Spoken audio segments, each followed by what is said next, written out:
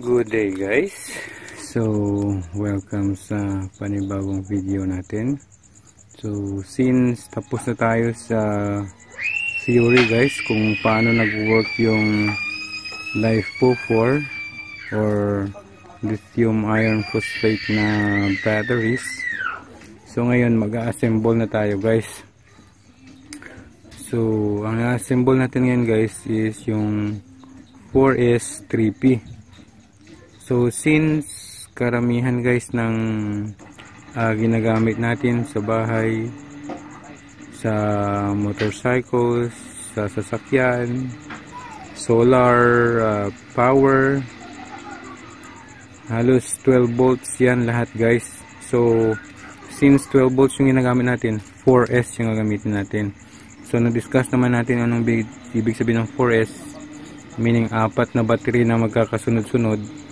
Dahil tag 3.2 yung isa, so 12.8, so yan yung magandang voltahe.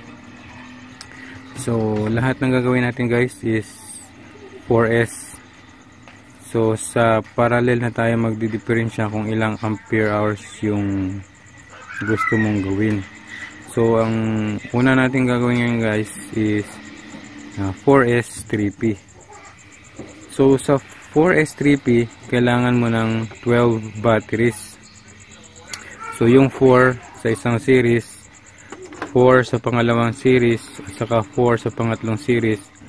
So ipagtapat mo yung tatlong series, ang resulta niya is tatlong parallel. So 4 tigpo 4 na series, so tatlong series na pinagtapat mo, magiging tatlong parallel yan guys. So para makita nyo mamaya, assemble natin. Kailangan nyo rin guys ng holder o kaya bracket. So bawat battery kailangan niya ng dalawa nito. So for example itong dalawang battery, kailangan niya ng dalawang holder, dalawa sa taas at saka dalawa din sa baba dito. Yan, ganyan. Dalawa sa taas, dalawa din sa baba. And then pagkatapos yan guys, kailangan natin ng tabs or nickel tabs. So ito yung gagamitin natin guys sa pagdugtong ng kanilang mga connections sa parallel at saka series. At saka yung importante sa lahat guys, yung BMS, Battery Management System. So mura lang naman tong BMS guys, nasa 280 lang to lahat guys. I mean yung itong BMS kasama na yung kanyang wire. So papakita natin kung saan i-connect tong mga wires mamaya guys. And then kailangan din natin ng makakapal na wires guys para sa pag-connect sa ating BMS at sa ating charge controller o kaya sa output na ating power. Since 12 volts pala tayo guys, malakas yung amperahe ng 12 volts. So mas maganda na mas makakapal na wire din yung gamitin natin.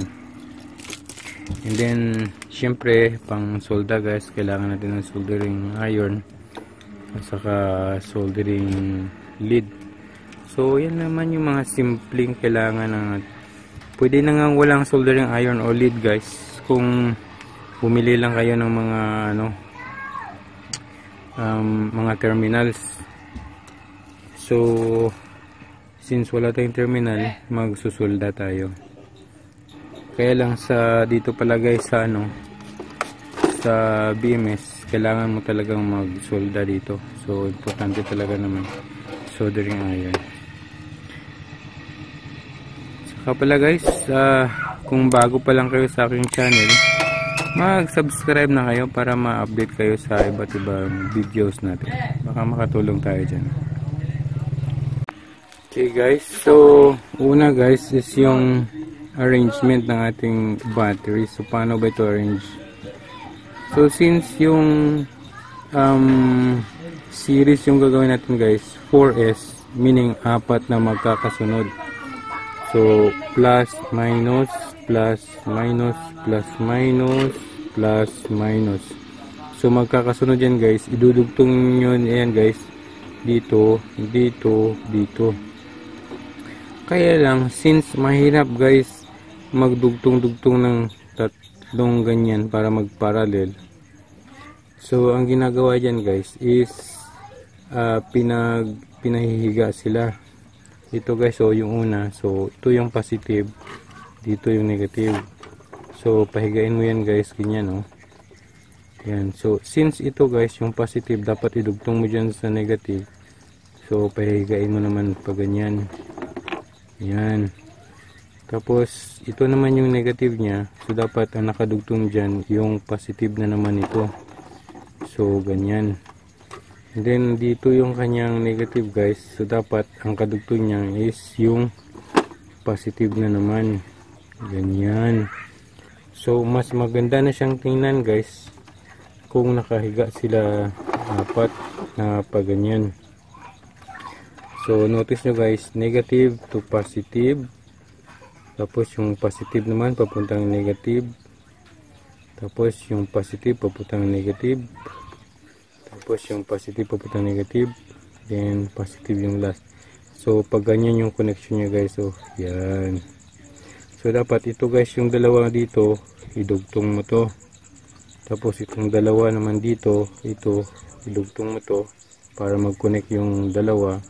Tapos itong dalawa naman dito guys, i-connect nyo naman dito, ito saka dito para magdugtong sila. So meron na tayong series connection guys. So yung terminal na gamitin natin pang last is itong dalawa. Ito yung positive mo, ito yung negative. Ang result nyan guys is 12.8 volts. So lagyan natin ng holder para mas magandang tingnan guys. So yung holder guys, easy insert mo lang nyo lang ito guys sa battery. Yan. Tapos itong mga holder guys is nakaano to guys. Pwede mo ito siyang i-connect silang lahat para maging isang maging isang connection lahat. Maging isang magsama-sama.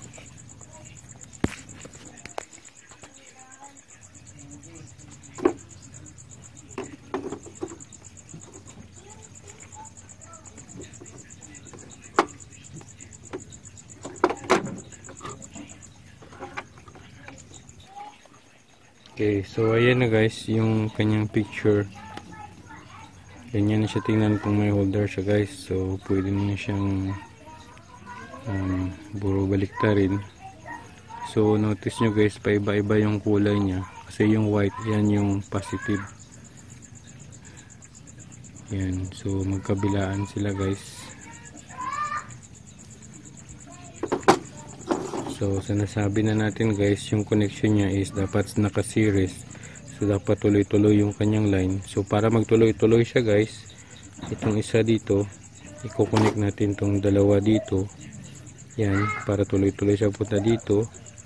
Then para pumunta siya dun sa kabila, i-connect naman natin tong dalawa dito para tuloy-tuloy siya papunta dito. Then pagdating dito, i-connect na naman natin tong dalawa papunta dito, patuloy-tuloy siya papunta dito. So ito yung end terminals niya guys, na positive at saka negative. So ito yung unang series guys. So meaning 4S, so meaning apat siya guys. Then 3P, so meaning kailangan pa natin ng dalawa nito para magiging tatlong parallel.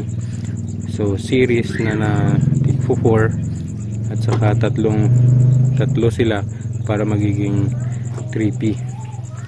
So i-assemble natin yung dalawa pa nito guys. So ayan na guys, ito yung una nating 4S. Ito 4S din guys na series. Ito 4S din na series. So yan na yung mga S natin guys.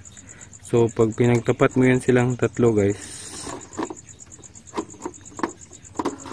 ganyan, saka i-combine mo sila.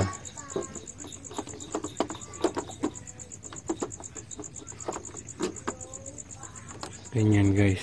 Yan. So ang resulta niyan guys, meron na tayong 4S 3P. So parallel silang tatlo guys. isa, dalawa, tatlong parallel sa tigpo 4S 3P. Yan. So ang gagawin yan guys is, since i-connect, diba i-connect natin to guys, itong dalawa, tapos i-connect naman natin itong dalawa. So since pareho kayong lahat guys, itong dalawa i-connect din ninyo, itong dalawa i-connect din ninyo, itong dalawa i-connect din ninyo, tapos itong dalawa i-connect ninyo. So isabay-sabay na natin connect yan lahat guys. So ito silang tigda dalawa, i-connect nyo lahat guys.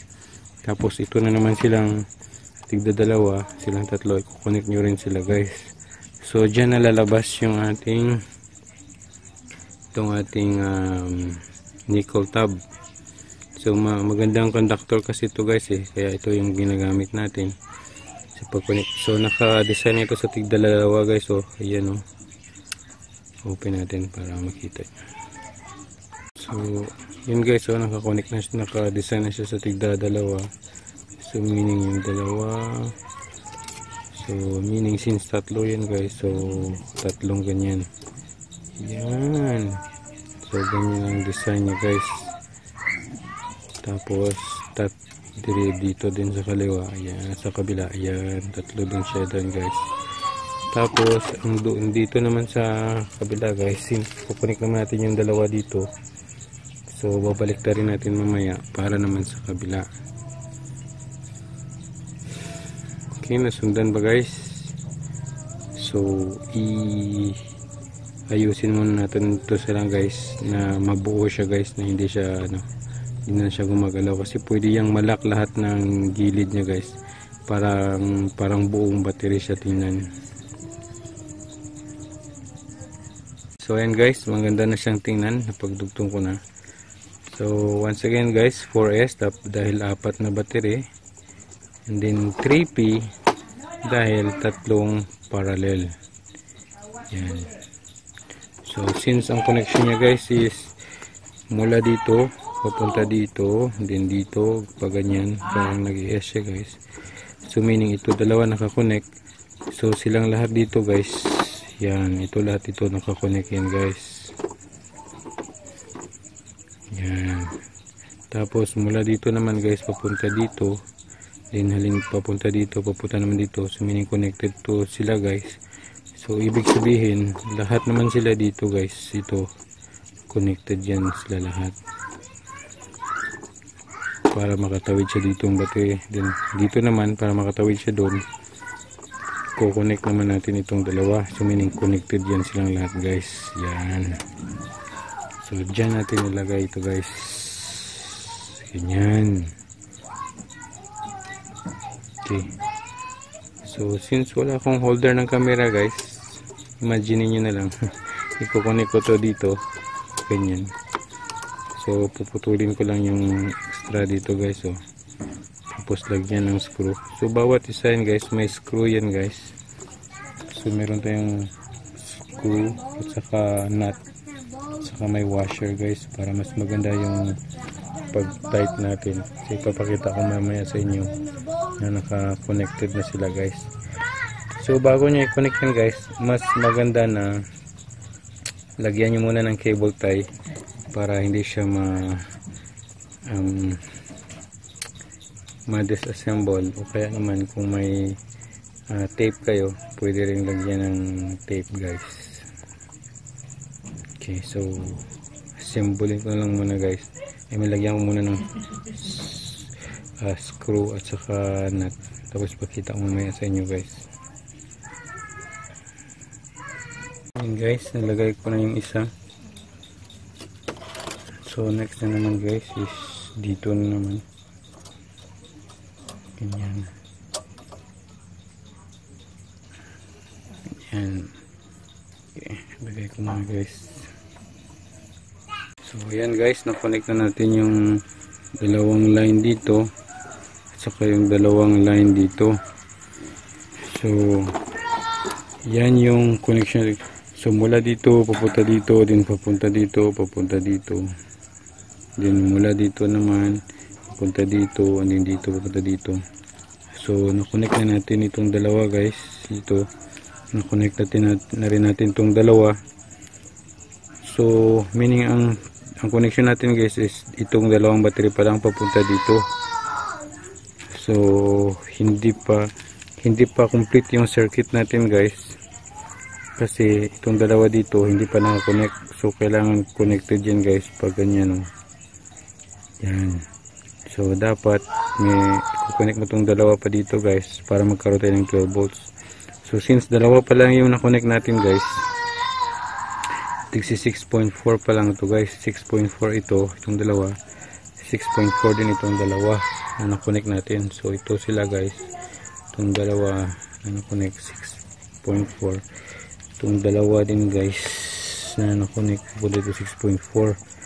so pag kinonnect natin itong dalawang 6.4 dito sa gitna guys, oh. So pag kinonnect natin ito dito sa gitna guys, yan, ito silang tatlo. So meaning magkakaroon na tayo ng 12.8 volts dahil connected na silang apat. So i-connect muna natin ito guys yung sa gitna dito, ito, para magkaroon na tayo ng 12.8 volts. So pag na-connect na pala natin ito guys, itong tatlo, i-connect din natin itong tatlo guys, ito, para connected sila. Pero silang tatlo lang, hindi kasama yung sa gitna, kasi yung sa gitna sila yung magkakasama, itong dalawang sa gitna. Then itong tatlong positive din guys, i-connect din natin ito silang tatlo lang, para connected din silang tatlo, parallel. So ganun pa rin yung process guys, lagay pa rin tayo ng dito, tatlo dito. Okay, so itong nickel strip natin guys, since last silang tatlo, kailangan nating pakapalin or dublehin natin guys, para hindi uminit yung, lalo na kung gagamitin mo sa motorbike. Pag start ng motorbike, kailangan niya ng malaking amperahe guys. So pag manipis yung connection mo sa terminals, may tendency na iinit yan guys. So kailangan tayong dublihin yung pang last guys dito, yan. So pag dito na pala guys, at saka dito, careful na kayo guys, kasi pag nagdikit itong dalawa guys, mag-spark na yan, kasi connected na dito yan sa kabila, yan. So dapat hindi umabot yung metal mo dito sa kabila guys, para hindi mag short circuit. So ganyan lang guys. So para magdoble itong nickel strip guys, finold ko lang siya guys. Meron din ito guys na pa isa-isa, yung isang strip lang, kaya lang matagal yun kasi puputol ka ng pahaba, tapos puputol ka naman ng papunta dito. So maganda to guys dahil diretso na. Pagdating dito sa last part, i-fold mo lang para kumapal siya, then ilagay mo dito guys. So yan, ganun din dito sa kabila guys. Okay, so lagay ko muna guys. So ayan guys, na-connect na natin lahat. Yun, sa likod din yan. So yung series connection niya guys is mula dito papunta dito, then papunta naman dito, saka papunta naman doon. So mula dito papunta dito, yan guys. So connected sila para papunta doon, ganyan. So ang dalawang endpoints guys, kunin natin itong mga extra, baka short tayo. So make sure guys na plastic yung ginagawa nyo guys, o kaya kahoy, kasi pag nag-abot yung mga terminal guys, mag-short yan. So ang end terminal natin guys, ito yung sa negative, saka ito naman yung sa positive. So since tapos na yung series connection natin guys, so apat na naka-series guys, so 4S, and then tatlong parallel, so 3P. So itest na natin ngayon guys kung ilang voltahe na ba, kung tama pa yung voltahe na nagawa natin. So since wala tayong camera holder, test na lang natin mano-mano. Okay, negative to positive. Uy, ang lakas ng voltahe guys, sobra pa nga ng 12.8, meaning full charge yung mga battery natin guys. Kasi pag ano, meaning nasa 3.6 something yung bawat isang battery, kaya umabot siya ng 13.8 volts. Yan yung full charge niya guys. Yan. So ngayon naman guys is magko-connect na tayo ng BMS. So paano ba yan kino-connect yung BMS guys? Actually ito lang yung BMS guys, meron na siyang connector dito guys. So yan, in-insertan nito ating wire. Yan, ito yung ilalagay doon.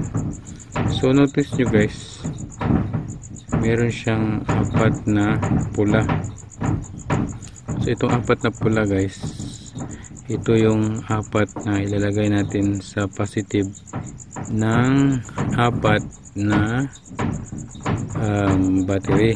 At saka itong black, ito lang yung mag-isa na ikakabit sa negative. So itong negative guys, yung itim, dito yan ilalagay guys sa negative. Lagay natin dito sa gitna. Yan. So kung negative to guys, meaning sa kabila nito is positive. Yan guys, oh. Yan. So negative dito guys, oh. So dito natin ilalagay yung isang black. So meaning dito sa kabila guys, positive to. To, positive to. Ito yung next na positive. So ilagay lang natin siya dito sa gitna guys, dito banda, oh. Yan.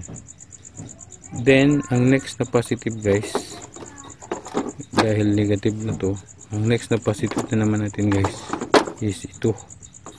So lagay na naman natin sa gitna dito guys. Yan, ito negative naman to. So meaning ang positive niya naman guys is dito naman, itong tatlo. So dito naman lagay natin sa gitna guys. Mas maganda sa gitna ilagay guys, para madali niyang mamonitor yung battery sa paligid niya. Yan. And then yung last na positive guys is itong tatlo. So ilalagay na naman natin siya ulit dito sa gitna. So ang paglagay pala niyan guys, since 4 na positive yan guys, huwag yung pagburo-balik ta rin guys. So kung ito guys yung ilagay nyo sa negative, ang sunod na positive sa negative, tulad nito guys, oh. Since ito yung unang negative dito, ilagay natin yung itong unang negative.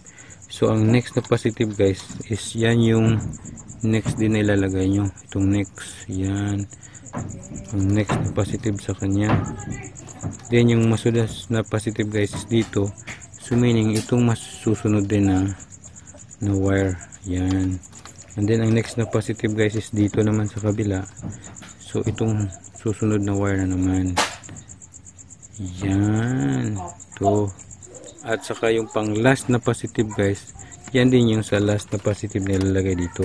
Huwag nyong interchange guys, kasi may tendency na hindi gumana ng maayos yung battery management system.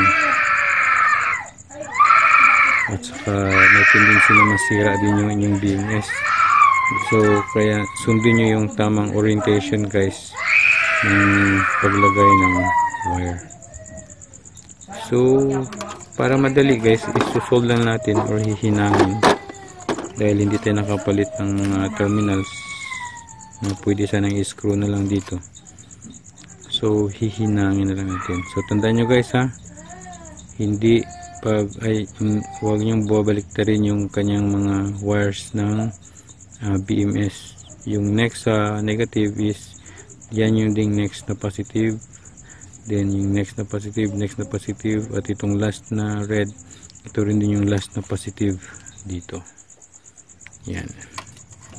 So hinangin muna natin guys. So hindi ko na ipapakita ang paghinang guys kasi madali lang naman yan eh. At saka wala akong holder. So ihinangin lang natin dito guys. So yan, ganyan lang guys kadali. Okay. Yan guys, nakunik ko na isang positive. Then ang next isang negative. Then yung next na red ito. So yan yung sa baba niya.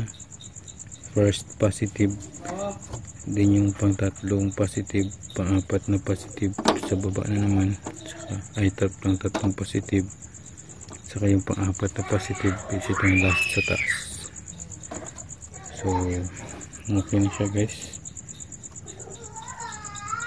So pwede na siyang i-connect dito. So bago natin siya i-connect guys, hanapan natin ng magandang mapaglagyan ito guys dito sa ating battery. So mas maganda siguro kung pahiga na lang ganyan, tapos lagay natin dito ganyan.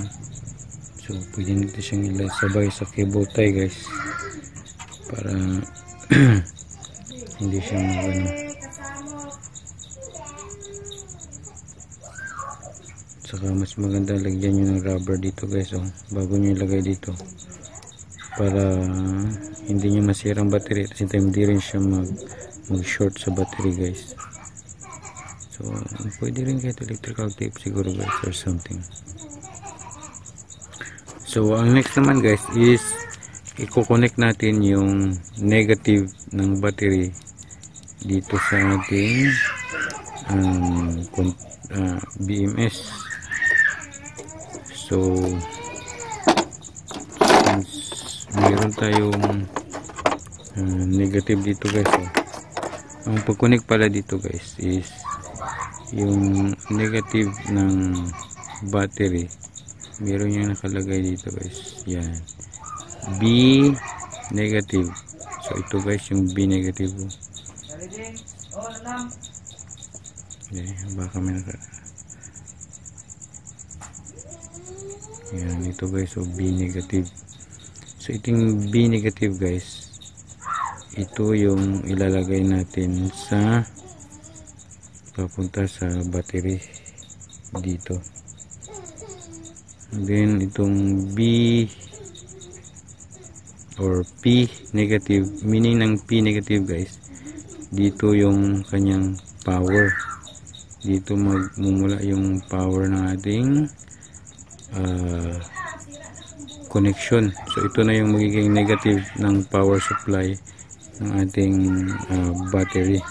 So ito na yung papunta sa battery ng ating motor. Since yung ginagawa ko pala guys para to sa motor kasi 18 amps lang siya, or kung tigpa 5 amps ito guys, so 15 amps lang siya.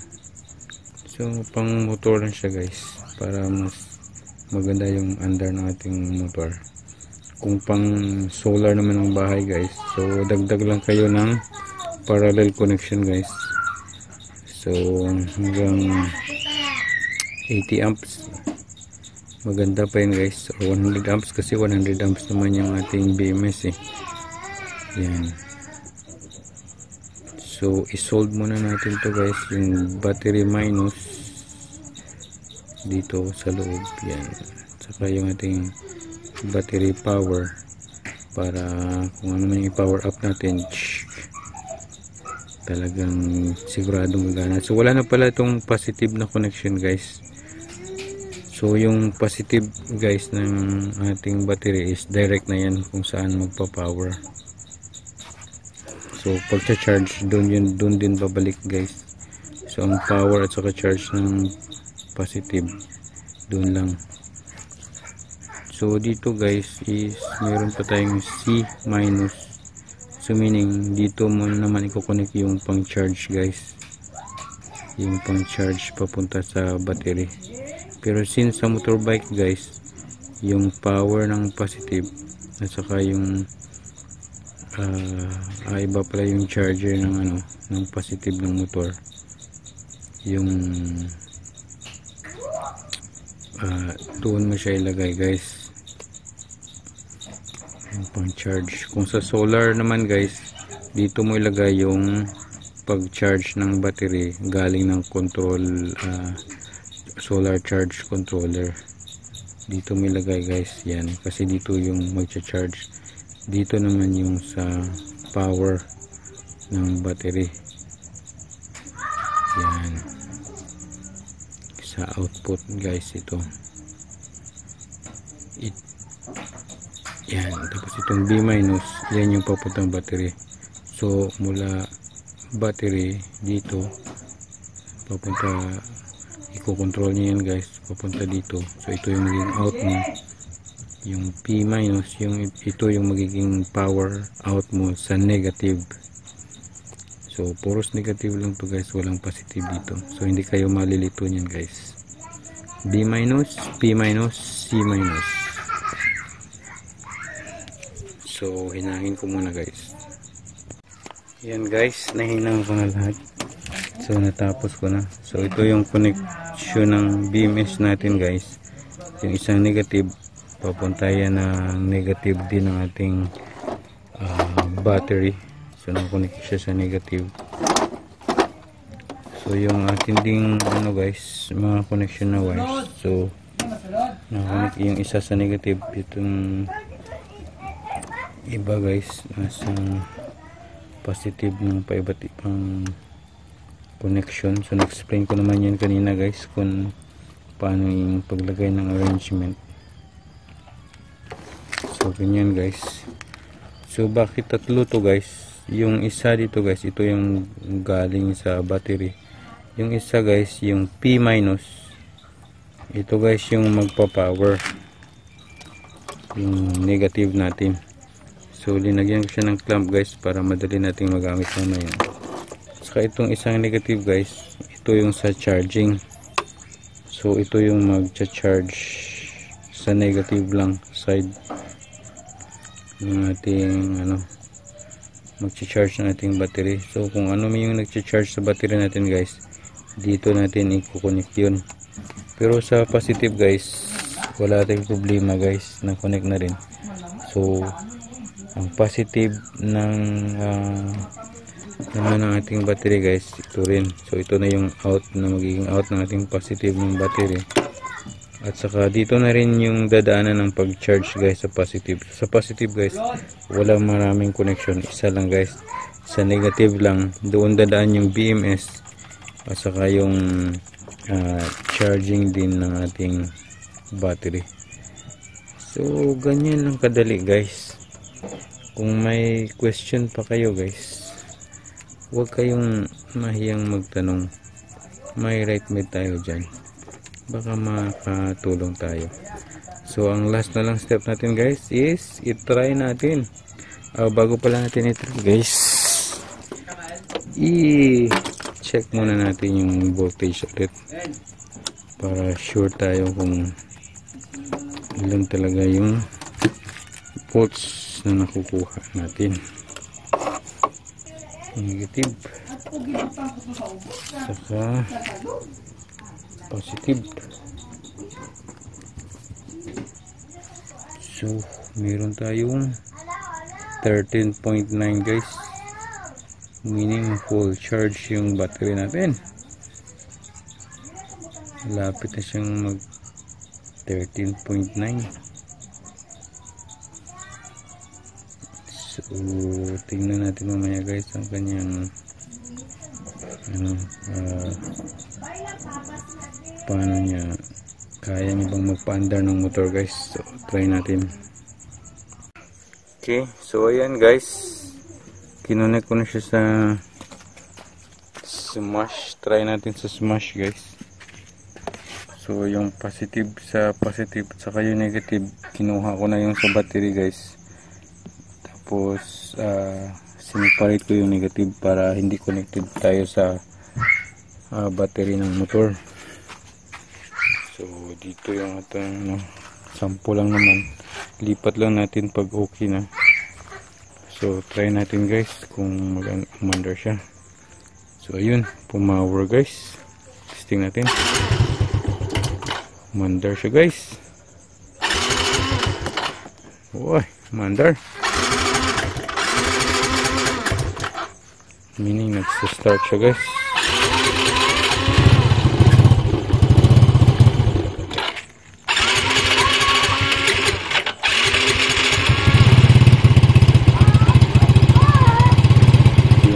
Guys, okay.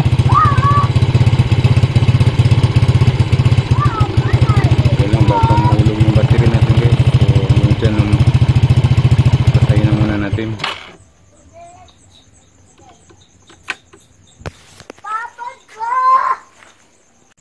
Okay, so next try guys. Try naman natin sa Rusi. Kung kagana ba siya. So, same pa rin guys. Yung negative na connect sa negative. Saka yung, yung positive. At saka yung negative sa negative din guys. Pero hindi nakakonect yung positive sa battery. So, direct sa battery natin yung positive guys. So, try natin guys kung okay din siya dito. Yun guys, oh. Milaw. Yun ulit. Okay. Umandar siya guys. Galing oh.